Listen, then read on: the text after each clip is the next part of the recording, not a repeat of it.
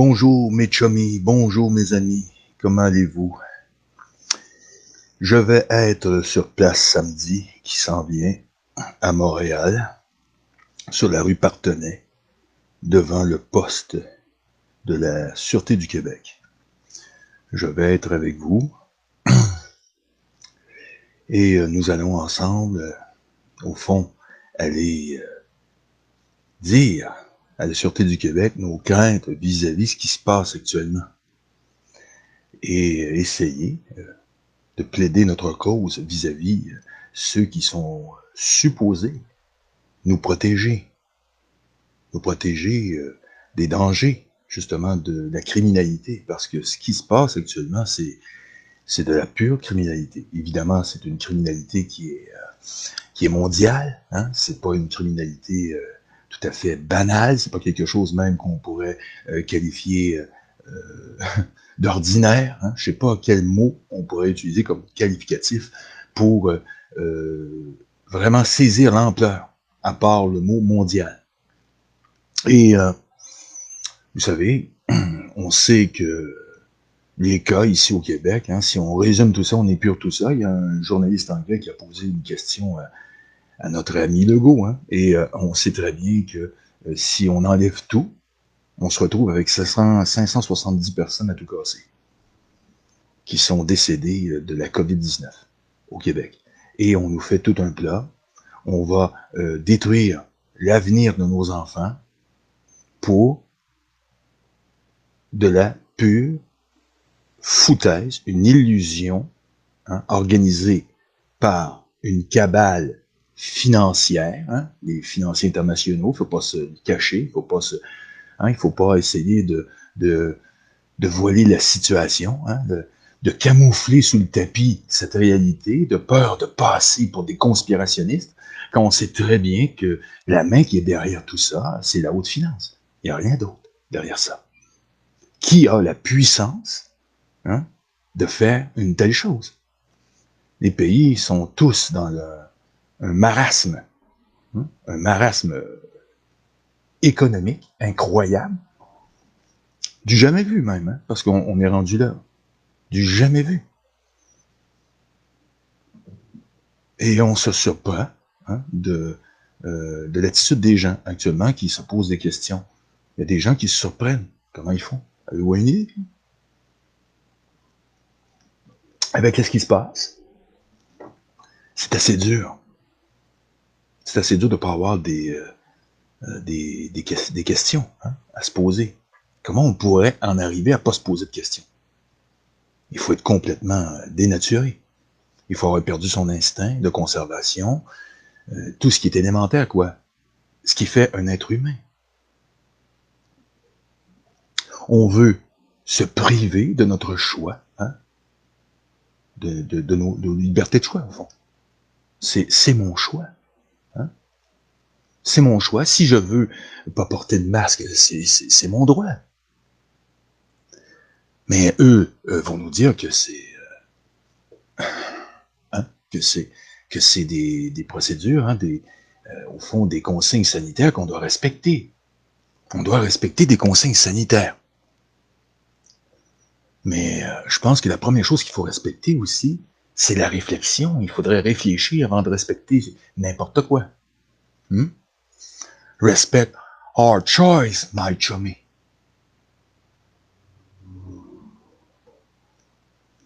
Respecter notre choix, hein, mon chummy? Mon chummy Legault? Parce que, au fond, tu respectes pas notre choix.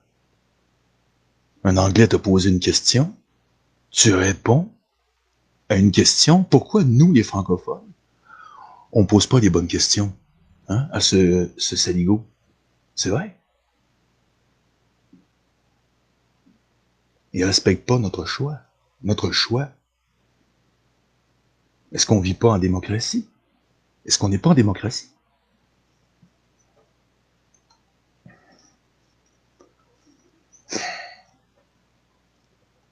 On se pose beaucoup de questions aujourd'hui, hein, à propos de cette démocratie.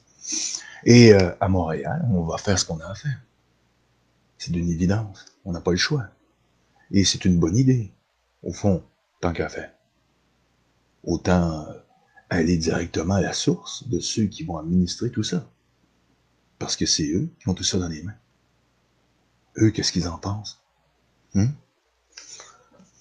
C'est vrai.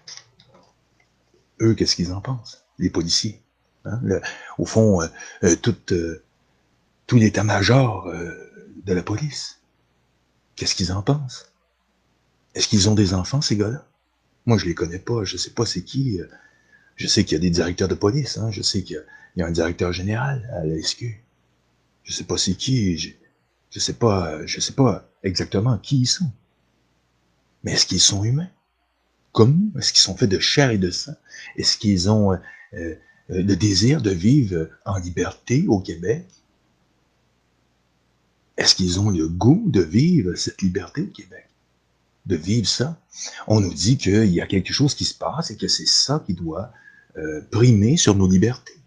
Je veux bien le croire. Moi, je serais un des premiers à appliquer n'importe quoi pour protéger nos enfants, à la condition que ça soit fait, justement, sur une situation réelle.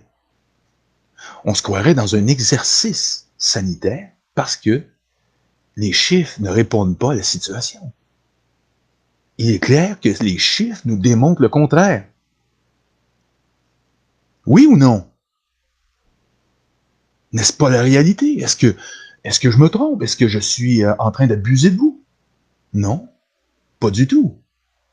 Mais, vous le savez, vous-même, vous qui êtes des policiers, vous qui êtes des policiers, vous qui enquêtez sur des criminels, vous qui connaissez les gens pervers, ceux qui font des choses, et que vous êtes capable de les pister, vous êtes de bons limiers.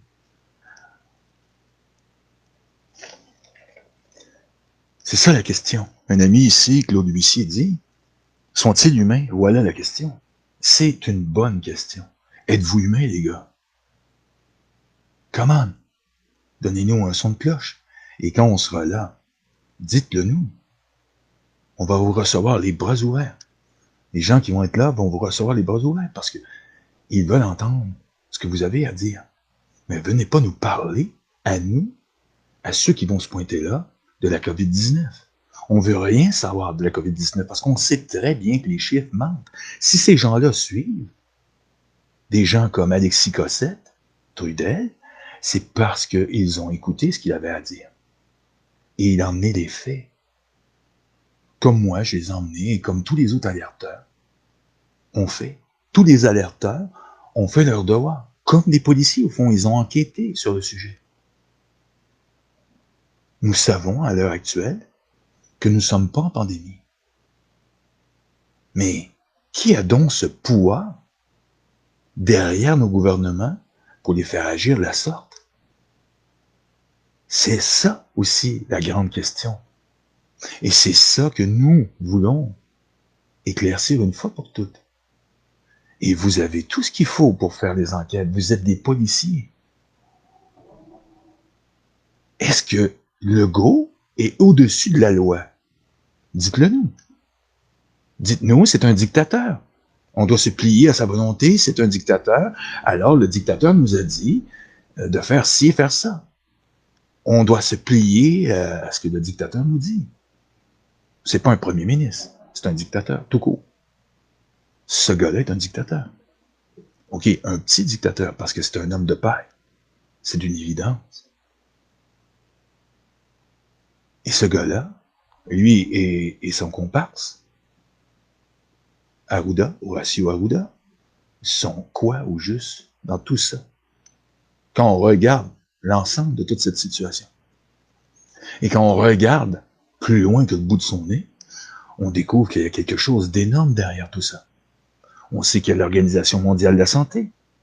Vous en conviendrez que c'est quand même pas rien.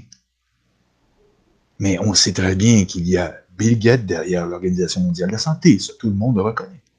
Mais on sait que Bill Gates n'est pas l'homme le plus riche de la planète. On sait que derrière tout ça, derrière le rideau de fumée, dans cet étage de la pyramide, il y a un étage qui a toujours été camouflé, même par les grands magazines de prestige qui décrivent les gens fortunés. Vous êtes des enquêteurs, vous êtes capables de découvrir n'importe quoi, mieux que nous même. Faites vos devoirs. Regardez de près ce que votre gouvernement est en train de nous faire. Il va enlever les libertés, les droits et libertés avec le temps.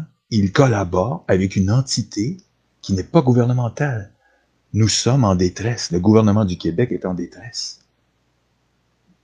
Et quand je dis gouvernement du Québec, je ne parle pas de Legault.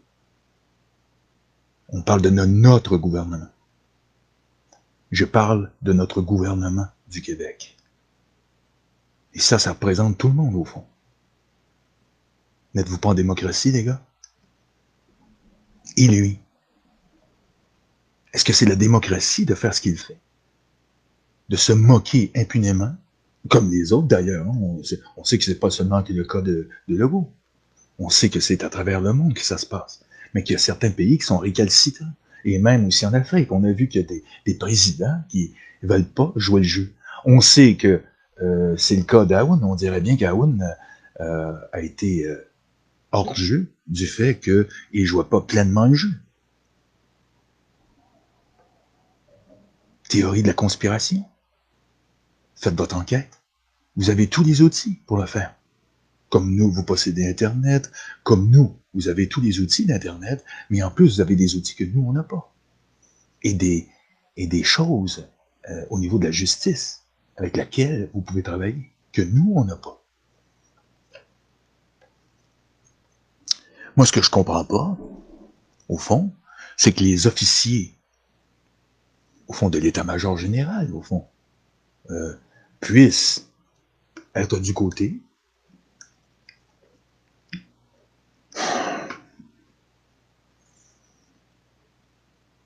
d'un gars comme Legault, au lieu d'être du côté de la justice, de l'intégrité.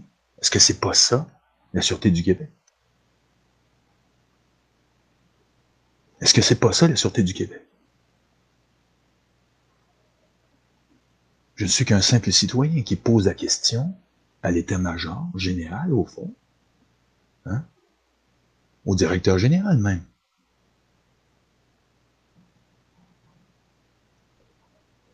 Qu'est-ce que vous pensez de la situation actuelle? Est-ce que vous trouvez ça normal, vous? Un gouvernement qui agit de la sorte, comme ça? Est-ce que vous ne trouvez pas ça normal? Vous savez, j'ai eu 2 hommes à vous chez moi. 2 hommes à vous. Et eux aussi semblaient être pris de court avec tout ce qui se passait, la situation en question. Vous ne trouvez pas ça anormal, vous? Et vous avez des hommes, et j'ai eu affaire à un sous-officier aussi qui trouvait ça anormal. Hein? Un sergent. Je mentionnerai pas les noms. Je vais les taire. Mais je sais que vous pouvez découvrir tout ce que vous voulez, parce que vous avez déjà mon nom. Hein? Étant donné que j'ai eu la visite. Et ces gars-là, ils avaient une tête sur les épaules. Ces gars-là avaient une tête sur les épaules. Vous m'avez envoyé 2 de vos effectifs, au fond, qui avaient une tête sur les épaules. Est-ce que vous avez perdu la raison? Est-ce que l'état-major de la SQ a perdu la raison? Ou est-ce que vous faites des enquêtes actuellement? Vous devriez vous manifester. Vous savez, il y a déjà des corps policiers aux États-Unis, il y a des gens qui ont bougé. Mais il suffit que des directeurs, des hauts placés, des hauts gradés, décident de remettre en question toute cette histoire pour créer un précédent, pour créer quelque chose d'énorme, quelque chose qui va créer une vague, qui va emmener les gens à se poser des questions. Est-ce qu'il y a des héros parmi vous, des véritables héros? Est-ce qu'il y a des gens qui sont prêts à se battre pour les enfants du Québec, se battre pour l'avenir du Québec? Je ne parle pas de se battre pour vous-même ou pour moi, mais pour vos propres enfants. Est-ce que vous voulez qu'ils vivent dans le nouvel ordre mondial? Parce que c'est ça qu'ils sont en train de nous concocter, mes amis. Est-ce que vous pensez que c'est une théorie de la conspiration? Faites votre enquête, vous allez voir que c'est loin d'être une théorie de la conspiration. On est bien loin de ça. C'est une pure réalité. Il y a des choses qu'on extrapole, évidemment, sur le vaccin. Le vaccin. Peu importe. L'important, c'est pas ce que nous extrapolons. Ce sont les faits. Et les faits sont en notre faveur et non en faveur de Legault. Les chiffres les plus élémentaires prouvent que tout ça est une duperie. Mais dans quel but obscur?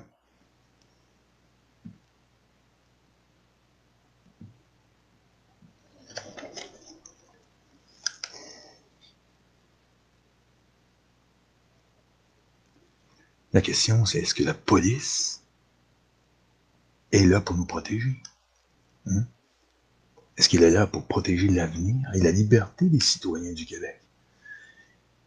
Ou est-ce qu'elle est là simplement pour faire comme pendant la Deuxième Guerre mondiale? Hein? Je ne parle pas d'ici, en France, hein, quand la police s'est rangée du côté des Allemands. Parce qu'au fond, nous sommes envahis. Nous vivons un envahissement. Un envahisseur qui a décidé de prendre le contrôle de notre nation. Une nation démocratique. Une nation complètement démocratique, qui devrait être démocratique et rester démocratique. Sans la démocratie, sans les valeurs que nous avons actuellement, cette valeur, hein, elle est importante, j'espère, à vos yeux, mais elle fout le camp. Elle s'en va. Elle prend large de plus en plus. Et avec, vous savez, hein, la loi 61, hein, l'oppression s'en vient. Au fond, c'est la spoliation aussi. C'est tout. Tous ces pouvoirs démesurés pour un homme, mais qui est donc François Legault. Qu'est-ce qu'il vient demander, lui? C'est pas une simple amélioration de vitesse qu'il veut.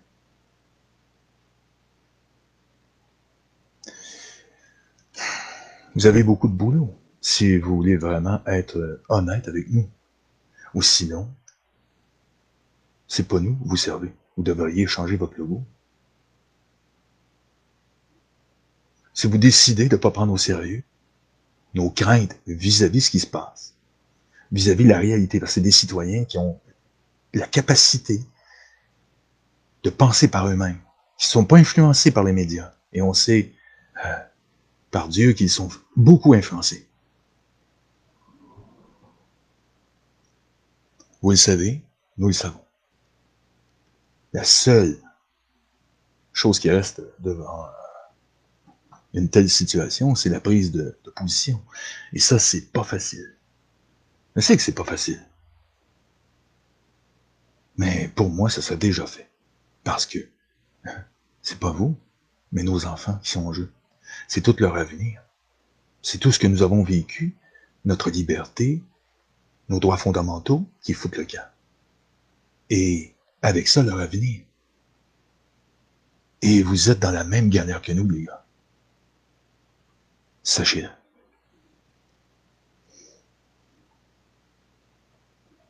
Je sais que vous vous préparez à nous recevoir.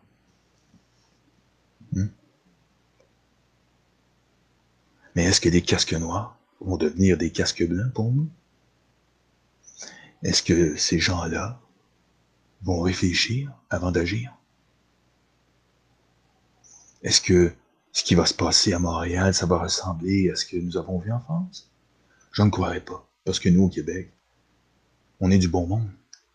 On est des gens qui ont du cœur vraiment à bonne place, des gens qui sont humains. Et je pense que c'est votre cas. Est-ce que je me trompe?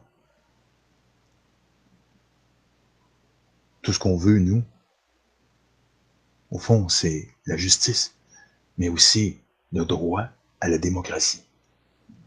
Nos droits fondamentaux, quoi. On ne demande pas la terre entière. On ne demande pas des millions pour chaque individu qui va venir se présenter. C'est pas ça qu'on demande. C'est pas ça qu'on demande. On ne demande pas l'impossible. On demande ce qu'on avait déjà avant. C'est pas grand-chose.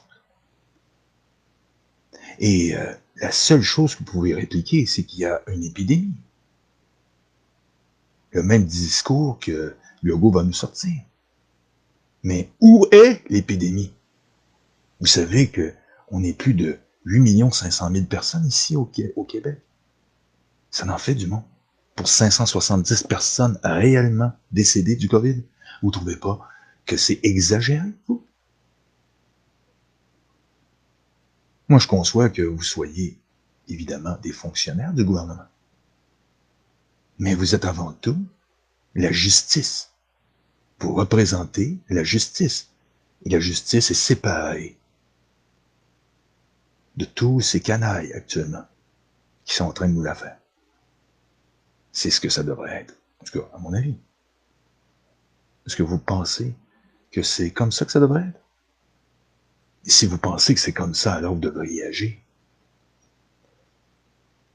Vous avez la capacité d'agir. On a toujours la capacité d'agir. Il faut que vous vous concertiez.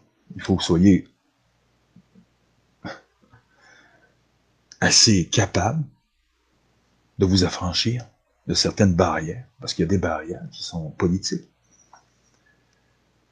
qui vous mettent les bâtons dans les roues. Mais il y a quelque chose d'autre aussi.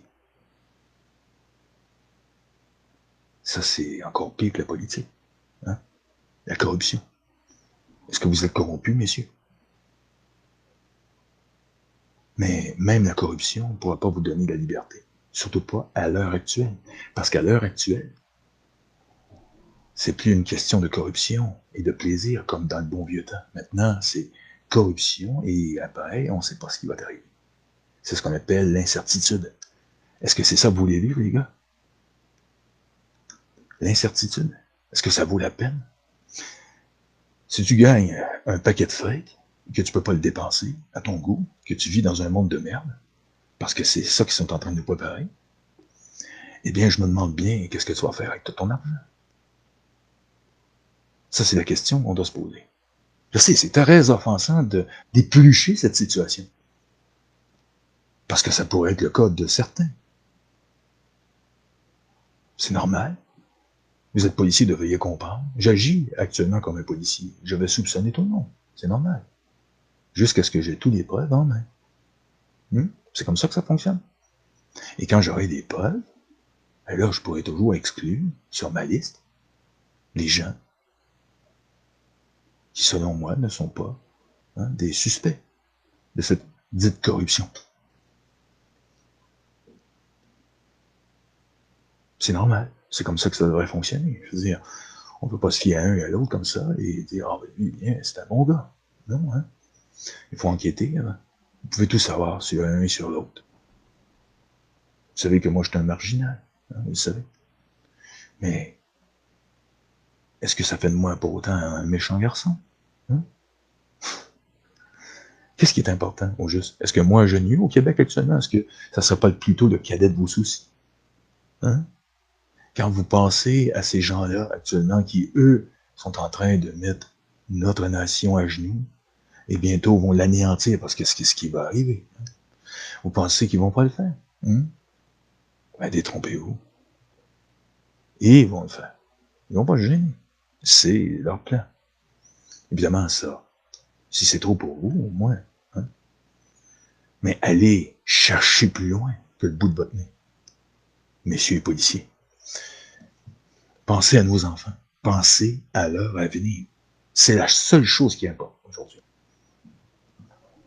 Pas nous. Est-ce que c'est ça que vous voulez? Un avenir de merde pour vos enfants?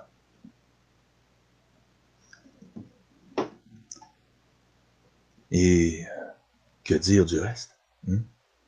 Tout ça part en couille depuis un certain temps, on n'a pas fini d'en voir des choses. Et c'est pas fini. Ça va continuer.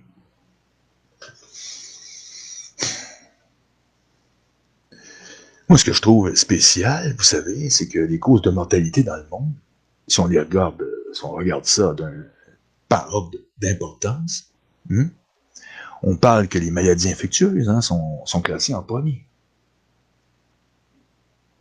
Et que par année, par année, dans le monde, au fond, on a 57 millions de personnes qui meurent. 57 millions par année, et ça, c'est des chiffres que j'ai de 2008. Et ce qui donne un taux de 850 personnes par 100 000 habitants. Faites vos calculs. Hein? Et ça, c'est les chiffres de 2008. On a eu 57 millions de personnes qui sont mortes de maladies infectieuses. Les affections des voies respiratoires inférieures, c'est 3 460 000, ce qui veut dire 52 pour 100 000 habitants, ce qui veut dire un pourcentage de 6,1% en 2008. Ce qui est 100% pour toutes les maladies au complet. Hein, si on se met sur une échelle de 100%, c'est 850 personnes, au fond, qui décèdent sur 100 000 habitants. Sur un total de 57 millions, c'est 17 millions, ce qui veut dire 240 habitants par 100 000, ce qui veut dire 29,7%.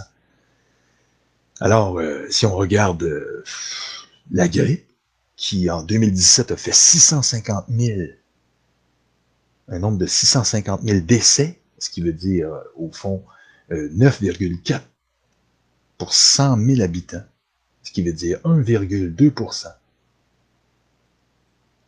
par 100 000 habitants. La rougeole, on a eu 164 000, 2,4 en 2008, ce qui est même pas 0%. Alors, autant dire que si on regarde les chiffres, la mort a toujours été là. Et les maladies infectieuses aussi. Et on n'a pas arrêté le monde et essayé de le changer. Hein, pour si peu. Parce que ce n'est que quelques chiffres. Mais je sais que vous pouvez avoir accès à tous les chiffres. Et vous allez vous rendre compte que ceux qui s'en viennent vers vous, et ceux qui veulent vraiment vous dire leur inquiétude, leur témoigner, hein, un peu de respect, ça ne serait pas de refus. Parce que on en est là. Les gens qui sont là savent ces choses-là. Ils savent que il y a une exagération de notre gouvernement et ils sont en application d'un plan pour nous amener à une vaccination généralisée. C'est tout. Le mobile, c'est ça. Le mobile, quand on fait une enquête, vous savez, on cherche le mobile. C'est quoi le mobile? Et le mobile, c'est ça. Le mobile, c'est la vaccination. Qui les pousse à faire ce qu'ils font. C'est ça le mobile. Et je ne serai pas d'ici. Alors, c'est vous. C'est vous qui décidez. Parce que vous êtes de toute façon dans la même situation que nous. Peu importe que vous ayez un flingue, ça ne change rien. Strictement rien. Malheureusement.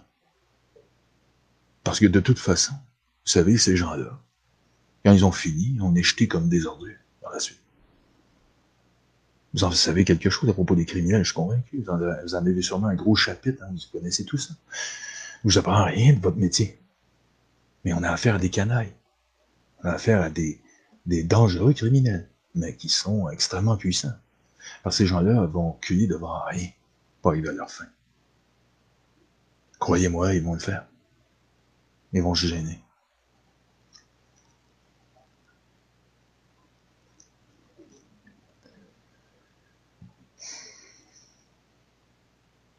Pendant ce temps-là, dans les radios, on nous dit qu'on doit respecter, hein, pour le bien des autres, les consignes sanitaires. Tout en oubliant justement tous ces chiffres élémentaires, en oubliant la réalité, en oubliant aussi que tous nos droits sont relayés au second plan, hein, tous nos droits fondamentaux sont relayés au second plan, pour simplement, hein, au fond, le caprice d'une cabale internationale de haute finance qui veut simplement un gouvernement mondial. C'est tout. Il n'y a rien d'autre là-dedans. C'est ça le problème. C'est un gros problème. Vous savez, notre système d'argent fonctionne à l'envers, messieurs les policiers. Oui, il fonctionne à l'envers. Il a toujours fonctionné à l'envers. Parce qu'au fond, l'argent, tout ce qui est à l'intérieur même de notre pays, provient de l'endettement. Il ne fonctionne pas par la production de richesses. Autant dire que c'est pas à travers une banque publique, vous savez. C'est à travers les banques privées que tout ça s'est établi. À travers l'endettement. Parce que c'est eux qui ont le pouvoir de création monétaire. Ils créent la monnaie à partir de rien. Maintenant, c'est connu, c'est un fait. Si on montrait 75 ans en arrière, je pourrais dire, oui, peut-être que vous n'êtes pas au courant, il faut vous lancer. Maintenant, tout le monde sait ça. Que tout ça, ce système fonctionne dette sur dette et ça explique, évidemment, la dette publique. La dette publique, mes amis, hein, et vous, messieurs les policiers, hein, vous n'êtes pas sans savoir qu'au fond, elle est exponentielle, elle est consolidée. Et elle continue à croître, et surtout avec ce qui vient de se passer. Vous savez, étant donné que nos gouvernements, comme Justin Trudeau, hein, d'ailleurs, qui lui aussi continue hein, cette même histoire, tout ça nous amène à un endettement surdimensionné. Mais cette dette, à qui on la doit, cette dette? Vous pensez qu'on la doit à nous-mêmes? Non. En tout cas, si vous pensez ça, c'est que vous avez encore des choses à apprendre. Mais non, on ne la doit pas à nous-mêmes. On n'a pas le pouvoir de ça.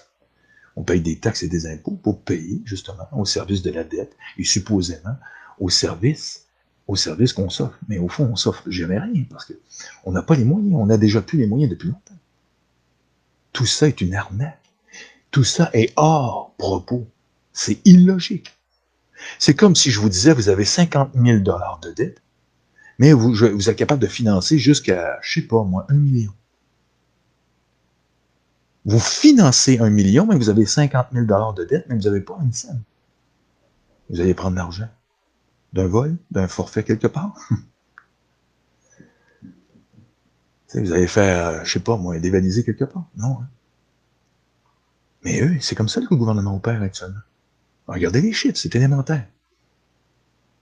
C'est pour ça que je vous dis que tout ce monde, on vit une arnaque continuelle depuis 2 siècles déjà. Nous sommes tous prisonniers de ça. Et c'est à cause de cette situation que nous en sommes là. C'est à cause du fait que ces gens-là ont pris le pouvoir sur toutes les nations. Les gens ne veulent pas y croire, mais c'est vrai. Il y a beaucoup de gens qui ne veulent pas y croire, mais pourtant c'est vrai. C'est un fait absolu. Demain matin, on décide de couper le cordon des banques privées, on déprivatise le système bancaire, et c'est terminé pour eux. Ils n'ont plus pris sur nous. On nationalise tout le système bancaire, au fond, on nationalise, mais tout en ne payant rien, parce que c'est impayable. Et c'est terminé pour eux. Parce que maintenant, le système va s'autofinancer hein, par le truchement du développement, tout simplement. Et par tous les gens, quand ils vont emprunter, la banque va être publique. Et cet argent va tourner directement, les profits, directement à l'État public. Et plus d'impôts, plus rien à payer, simplement par le développement économique, on va pas rouler. Par notre propre usure. Parce que là, ça va vraiment être à nous, cet argent. Ce système bancaire serait à nous. Mais ça, jamais vous en parle. Il n'y a pas personne qui en a parlé. On a parlé déjà jadis du crédit social et du major C.H. Douglas, les bérets blancs se promenaient partout. Mais il ne parlait jamais de cette situation. Moi, j'ai toujours trouvé ça un peu aberrant. Quand j'étais tout petit et puis j'ai rencontré ces gens-là, moi, je savais déjà ça par des gens qui étaient haut placés. Moi, j'ai mon oncle qui fut Louis Laberge, qui a fondé le FTQ, hein, la Fédération des travailleurs du Québec, et qui me l'a dit. Et j'étais un petit bonhomme de 10 ans. Il dit, sais-tu, il dit, si demain, hein, on avait une banque, parce que moi j'y parlais, que j'avais vu des gens qui parlaient que, il dit, eux ont un système. C'est le major Clifford Hogg Douglas qui a inventé cette histoire. Et c'est une méthode économique qu'il a inventée. Mais au fond, on n'a pas besoin de ça. Mais j'ai dit, mon oncle, mais c'est quoi? C'est quoi, mon oncle? C'est quoi? Qu'est-ce qu'il faut faire? Il était pas mal jeune. Mais il était assez intelligent, je vais te l'expliquer vite fait. C'est simple. Si ta banque t'appartient pas, alors les profits sont pas toi. Ah, il dit, c'est bon, mon oncle. Mais il dit, si ta banque, parce qu'il y a un beau petit cochon, il y a plein de 25 sous dedans, ça, c'est à toi. Tu peux tout faire ce que tu veux avec. Tu peux en prêter à tes amis, puis demander plusieurs 25 sous en retour. Et c'est ça. Et c'est comme ça que j'ai appris qu'au fond, quand ton porte-monnaie t'appartient, t'en fais ce que tu veux. Est-ce que vous comprenez? Et ceux qui vont me parler de la bulle financière, aujourd'hui, Ce qui n'a pas été répondu, évidemment, à un enfant de 10 ans, parce que c'est comme ça que j'ai commencé à être initié au système bancaire par un vieux syndicaliste. Eh bien, je peux vous dire que, ah oui, oui, j'ai compris, mais la bulle financière, elle n'aura aucun rapport. Parce que elle, c'est spéculatif, c'est de la spéculation, on achète, on vend, on des actions, hein, parce que si on veut agrandir une compagnie ou quoi que ce soit, ben, on a besoin de plus de fonds, alors ben, on va à la bourse, hein.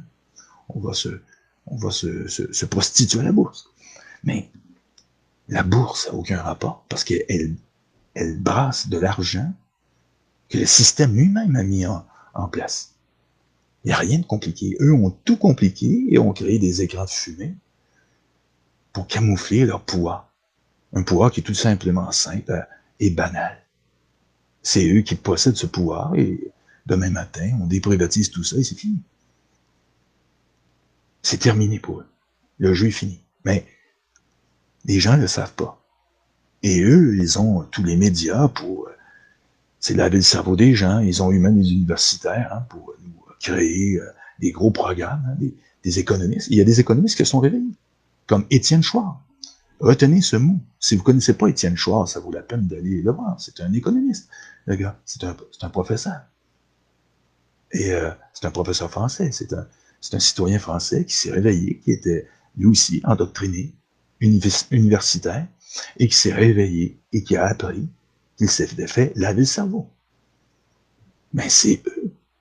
C'est eux qui fournissent, et c'est eux qui font des dons aux universités, à nos hôpitaux, qui font des dons, qui ont des buildings à leur nom. Ils contrôlent le monde, ces gens-là. Et à travers toutes leurs institutions, à travers tout ce qu'ils ont entre les mains. Ils ont les manettes entre les mains. Ce que je vous explique, les gars, hein, et les filles, hein, pas de sexisme, c'est qu'au fond, on vit dans un monde arrangé avec le code des vues. C'est tout. C'est pas compliqué. Et on s'est tous fait avoir. C'est tout. Et c'est normal qu'on ait pris un mauvais pli. Je l'ai pas été toujours, ça fait 200 ans que ça dure. Et on n'avait pas toute cette capacité d'information qu'on a aujourd'hui. Et eux le savent, ça aussi. Et c'est ce qu'ils craignent le plus. C'est qu'il y ait un réveil démocratique. Et que les gens réalisent que, au fond, la racine de tout ça, c'est la haute finance. C'est eux qui sont derrière. Le gouvernement mondial. Hein? Le gars au casque noir qui est derrière, c'est eux. Et c'est eux qui nous amènent ça, ce problème. Et c'est pour ça que j'en parle. Et c'est ça qui leur a donné la chance, à l'heure qu'on se parle, de nous foutre le bordel partout, à travers la petite planète. Et ces gens-là n'ont pas l'intention de lâcher le morceau. Oh non. Et c'est pour ça qu'on a besoin de renforts. Parce que le Québec est en détresse. Le Québec est en détresse comme jamais il a été dans toute son histoire. Jamais. Jamais. Et moi, j'ai voué ma vie, les yeux rivés sur eux. Je peux vous le garantir que je sais de quoi je parle. Vous savez, un allumé, c'est quoi? J'en suis un. Mais vous avez la chance d'entendre ça. Aujourd'hui, peut-être parce que vous le prenez peut-être plus au sérieux, étant donné que vous-même, vous vous posez des questions à ce qui se passe. Surtout que vous êtes des êtres intelligents. Vous êtes des lignées, des gens qui enquêtez, faites des grosses enquêtes sur des choses compliquées. Et que tout à coup, ça vous tombe dessus. Et en tant qu'enquêteur, vous vous dites, les chiffres, parce que vous êtes comme ça, vous regardez les chiffres. Si vous regardez des choses, hein, vous faites des enquêtes sur des criminels, hein, vous regardez les chiffres, vous regardez les déplacements d'argent, vous suivez la piste de l'argent. Mais c'est pareil pour aussi tous les chiffres. Hein, la mathématique, c'est ça.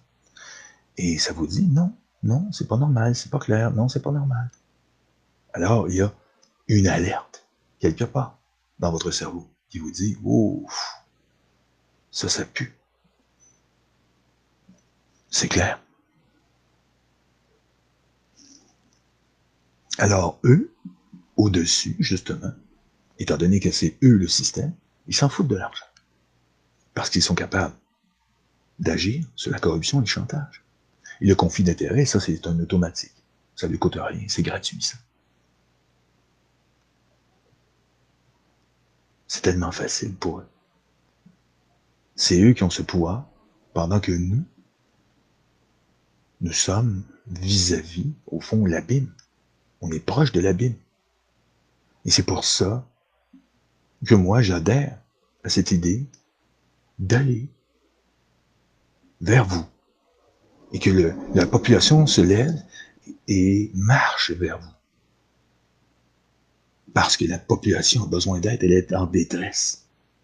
Et elle sait que la plupart de ses concitoyens, de ses voisins, de ses amis immédiats, certains, y croient.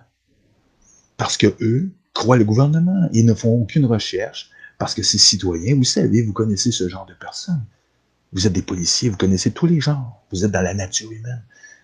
Vous êtes des gens comme ça. S'il y a quelqu'un qui connaît la nature humaine, c'est bien les policiers. Et vous comprendrez que nous, les alerteurs, nous comprenons la même chose. Nous savons que ces gens-là, certains ne comprennent rien. Et que c'est normal. Parce que ça fait partie du jeu. Mais eux vont jouer justement avec ce jeu-là. Et c'est pour ça que si vous comprenez maintenant la situation et que vous réagissez, peut-être que nous avons une chance. Pour moi, évidemment, c'est pas une évidence. Pour vous non plus, d'ailleurs. Mais je me dis, plus j'y pense, et plus je me dis que peut-être la solution est là. Que si, au fond, des directeurs se concertent à travers le Québec, autant la SQ que municipaux, que les municipaux, évidemment, parce qu'il y a des corps de police qui sont municipales, eh bien, je peux croire que peut-être qu'on a une chance. C'est s'il y a une concertation et si vous êtes capable de vous communiquer ensemble, de vous parler de cette situation, je sais pas, moi. Ça aurait du bon. Et c'est sûr que Legault, lui, va tout faire pour nous mettre les bâtons dans les roues. Parce que Dieu seul sait quel genre d'arrangement, lui, là. On ne peut pas le savoir. Je me doute que tout est possible, vous savez. Moi, je fais beaucoup de... J'extrapole beaucoup, hein, vous savez. Mais j'ai pas trop le choix parce que on se pose des questions. Moi, je crois que ce gars-là est complètement à côté de ses pompes. Et qu'il profite d'une situation. Et qu'il devrait être enquêté. Et que ça devrait être fait le plus vite possible. Parce que plus vous allez tarder, et plus vous allez être victime, vous aussi, de ce qui va arriver. Parce que, forcément, ça va arriver. Et quand ça va arriver, ça va faire mal. Pas seulement pour nous. Alors, c'est un message que je vous ai passé. Et j'espère qu'il est clair. J'ai essayé d'être le plus concis possible. Je ne sais pas si j'ai omis certaines choses très importantes à vous dire. Mais si vous êtes père de famille, vous comprendrez mon inquiétude. C'est garanti qu'il n'y a pas un père de famille qui veut que ses enfants grandissent dans un monde de merde comme ça. Il n'y a personne qui veut ça. Personne veut qu'on s'attaque à nos enfants. Et c'est ce qu'ils sont en train de faire. Ils propagent à travers les réseaux d'informations qu'ils ont, au fond, comme associés, qui collaborent, ce sont des collaborateurs, qui disent qu'ils font tout pour qu'il y ait les mesures de sécurité, comme s'ils nous vendaient un produit. Est-ce que vous réalisez que ce n'est pas des faits qu'ils nous vendent, mais un produit? Ils nous vendent un nouveau produit du nouvel ordre mondial, au fond, de la dictature, du totalitarisme. On nous vend l'étiquette de la sécurité. En échange de quoi? En échange de domper nos droits fondamentaux. Ça n'a pas de sens. Ça n'a pas d'allure, les gars. Il faut se réveiller. Et si vous suivez mon raisonnement, vous devriez comprendre que vous n'avez pas le choix, au fond. Mais si vous prenez la décision de même pas réfléchir à ça, ou de nous botter le cul, tout simplement, parce que, en général, c'est ce que la police fait. Le faites bien, les gars, aussi. Mais Pensez-y 2 fois. Parce que c'est vous-même, vous allez vous botter le cul vous-même. Parce que vous allez vous entuber vous-même. C'est ce que vous allez faire. Ce serait dommage de gaspiller un moment important dans l'histoire du Québec. Parce que ce moment est venu. Il est venu. Il est venu d'agir et de donner l'exemple aux autres. Pour une fois que nous, les Québécois, nous avons la capacité de le faire. De donner l'exemple aux autres. Parce que c'est vous. C'est pas rien qu'une organisation policière décide de se poser des questions sur tout ça et d'enquêter, d'ouvrir une enquête sérieuse sur le gouvernement, du Québec, le bureau du premier ministre du Québec. Hein? Quand je parle de ça, c'est de ça que je parle. Et d'aller voir ce qui se passe là. Et de régler le problème une fois pour toutes, parce que vous avez le droit de le faire. Parce que nous vivons où? Dans une république de bananes? Non. On vit au Québec, au Canada, et même si c'est une province, vous avez des droits que nous, on n'a pas. Et vous avez le droit de le faire. Vous devez enquêter sur ce qui se passe. Faites votre travail. Faites-le et vite. Parce que eux, ils avancent très rapidement. Alors, on compte sur vous et on compte sur votre accueil. Une bonne accueil. Jusqu'à présent, tout s'est bien passé et on peut dire que on ressent quelque chose de positif. Une émanation positive. Celle de la raison qui vient des policiers. Pour le moment, moi ici, même dans mes régions, je ressens ça. Et il y a beaucoup de respect venant des policiers. On voit que les policiers comprennent la situation. Alors, les gars, on compte sur vous. On compte sur vous pour que vous nous prêtiez oreille.